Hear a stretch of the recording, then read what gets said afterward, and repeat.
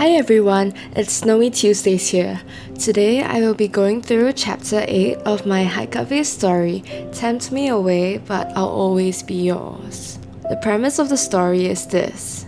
There's a visiting scholar following Kaveh around, all smiles and sunshine, and Kaveh finds himself torn between his lingering unrequited feelings for a certain someone and this bold newcomer. And then Kaveh starts to realize something strange. Alhaitham never appears at the same time as the other guy. Spoiler alert, this video will be explaining the plot twist of the story, so please read through both chapter 8 and 9 of the story before watching this. Alright, so let us begin. Chapter 8, Impossibilities. When we left off in chapter 7, Kaveh had just discovered that his smiling new best friend Adler was probably Alhaitham, since Adler had rescued him by using Alhaitham's signature teleporting move. Flicker. And here, we find him coming home. And then Alhaitham barely reacts. He only twitches his finger slightly. Kaveh goes on to ask if Alhaitham knew about the incident at the restaurant, and Alhaitham deflects here with a little tease. And here is the main point of this part. Alhaitham shrugs and says, "Don't know. How is it any of my business?" And Kaveh wanted to scream, but externally he kept a smile on. "Where were you today?" he asked instead. Well, Kaveh goes on to consciously think that his frustration is because he is struggling to confront Alhaitham about possibly being Adler and just lying to his face. There is a deeper meaning here that hasn't been explicitly written out, one that Kaveh doesn't quite notice himself. He is bothered by the fact that Alhaitham doesn't seem to care about it, doesn't seem to care about him, since he was the one who almost got injured. This apathy of Alhaitham is what makes Kaveh want to lose his mind and want to scream. And then Kaveh hesitates. He had been so sure that Adler had to be Alhaitham because of the teleportation incident. Flicker. But now he is even questioning why he used to think that Adler and Alhaitham were alike. But he wasn't wrong.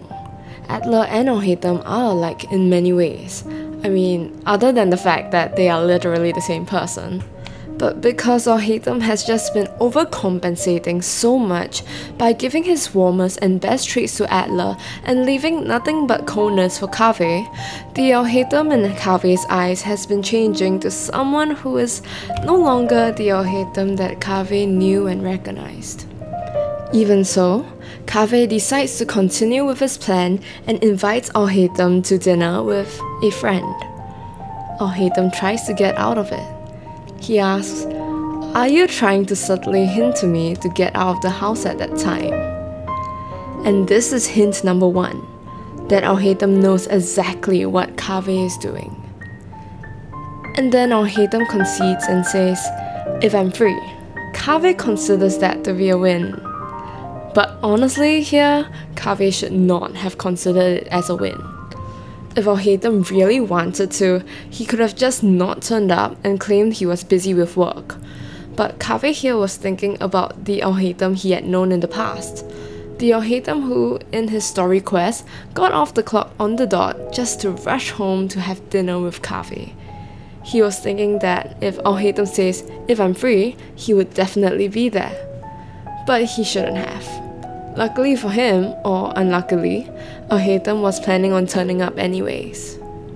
We now move on to the next part of the chapter, where Kaveh finds Adler. Another flag. Because, surprisingly, Adler was not difficult to find. Kaveh's plan, as he acknowledged, is not a good plan. There were so many ways that it could have failed. Alhaitham could just claim that he was busy, and Kaveh could also just be unable to find Adler to invite him. But Adler was not difficult to find, because Adler wanted to be found. So earlier on in this video, I talked about how Alhaitham just didn't care about Kaveh being possibly injured. And now we see Adler. Kind, apologetic, caring Adler. Someone is overcompensating for something here. Kaveh starts off asking Adler if he was alright, because Kaveh is generally a really sweet guy. And then Adler immediately melts, and the first thing he points out is how Kaveh almost got hurt. Adler gets upset, because Kaveh almost got hurt because of him. This is a 180-degree difference from how Alhaitham had acted. And then here the author gets a little cheeky and throws in a joke where Alhaitham says, "I don't think anyone can teleport." And then Kaveh answers, "Alhaitham can, have you met him?" And Adler replies, "Alhaitham? Are you talking about the acting grand sage? I mean, I don't think I've had the pleasure of meeting him." I did point out in the paragraph right after that Adler would genuinely have never met Alhaitham because, I mean, you can't meet yourself, right? And okay, here is where things get really, really spoilery. In the entirety of chapter 8, before the dramatic reveal where Kaveh opens the door to find Alhaitham, there are only 5 characters mentioned. That's right, 5. Not just Kaveh, Alhaitham, Adler, and the Eremite. There's one other character mentioned, Cyno. And here we learn that after the Eremite incident, Adler had personally spoken to Cyno. Gee, what could they have been possibly talking about? What a coincidence that the day right before a dramatic, well-planned reveal, our dear friend Adler or Alhaitham spent some time with the General Mahamatra himself.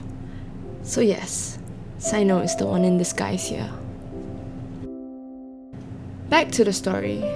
Kaveh wonders why Cyno would be called in for such a minor incident. And then Adler goes, "Because word got around that you were attacked, and of course the General Mahamatra would get involved in it. He was definitely not kind to your attacker." And then Kaveh's eyes widened. Wow, I don't know what to say. "You have good friends, Senior Kaveh," Adler says earnestly, and Kaveh felt something sweet stirring within him. Then he remembered that he was possibly talking to Alhaitham, and Alhaitham was possibly praising himself, and his good mood vanished once again. This is another parallel to how cool Alhaitham was at the start of the chapter. Adler says that of course Cyno would care, they're friends. And then it makes it far worse that Alhaitham doesn't care. And then when Adler says that Kaveh has good friends, Kaveh thinks that Alhaitham is just praising himself. But he's wrong. Alhaitham is being harsh on himself. We know in this story that when Alhaitham acts as himself, he purposefully portrays himself in a way that is different from Adler, in a way that he believes to be in character. So when he acted indifferent, he thought that was how Alhaitham would act, because he didn't think that he was a very good friend. This is just a small pinch of angst I tried to hide behind a seemingly sweet and joking moment. But there really is a lot of self-recrimination happening in this chapter. Like here, a shadow passed Adler's face. Like I said, I was the one who should feel bad for almost getting you hurt. On to the next and final part. Kaveh and Adler go grocery shopping in a bit of domestic bliss. Their interactions here should be a huge hint on whether or not Adler in this scene is the true Alhaitham. He helps him bargain and offers to carry the basket. And here, Alhaitham becomes careless. He slips up in a very huge way, and Kaveh does not pick up on this. After shopping, they are currently walking home for dinner. But how do you do this, Alhaitham? Kaveh wondered, watching Adler walk in front of him, basket full of groceries in hand. How do you bring yourself to do this? Adler walks in front of him. Adler has never gone to Kaveh's house before. Adler should not know where Kaveh lives, but Adler is walking in front of him. This isn't really a hint towards whether this Adler is the real Alhaitham or not, since Cyno would also know where they live, but this should be a huge hint in neon lights to Kaveh that Adler is not who he claims to be. And then for good measure, I emphasize this hint a few more times. Senior Kaveh, what are you doing? It will be dark by the time we get back if we take too long, Adler called out, casting a backwards glance. A backwards glance. And get back. Usually, if you're talking about going to someone's house, you'll be like, get to your house. But if you're talking about going home, then you'll say, get back. And also, Kaveh realized that amidst his thoughts, he had stopped walking. Sorry, he replied, hurrying after him. He stopped walking and hurried after him because Adler was walking in front of him. But Kaveh does not notice this because he is too lost in thought. He is distracted. He wonders why Alhaitham would possibly do this, beckon him over with one hand and shove him away with another. He is becoming increasingly distressed, and Adler picks up on it. He first gently points out that Kaveh has been acting quiet. Kaveh acknowledges this. And then Adler asks if he is alright. Kaveh lies. He says he's okay. But Adler knows this to be a lie, and of course he does, because he is Alhaitham. So suddenly, he says, with a faint undercurrent of urgency in his voice, we could eat somewhere else if the stress is getting to you. You don't have to cook for us tonight. If Adler was really some random Mondstadt scholar, this would make absolutely no sense. If he thinks that Kaveh is stressed about something, how would eating somewhere else help? Like sure, he tries to excuse it away by implying that he thinks that Kaveh is stressed about cooking, but that's kind of a flimsy excuse. And why is Alhaitham saying this? Because he knows that Kaveh is stressed about the impending confrontation.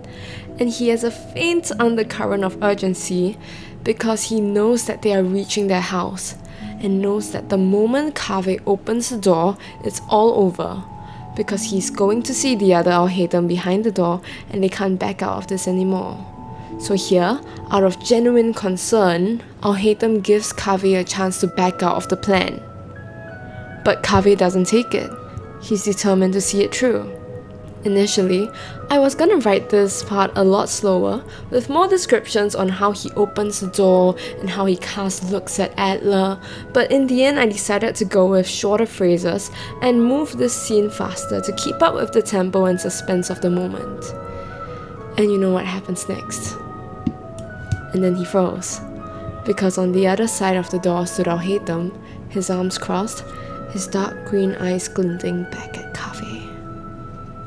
So, did y'all pick up on all these things I've mentioned in this video? Please let me know in the comments. Thank you for watching this video and I hope you've enjoyed it. Until next time!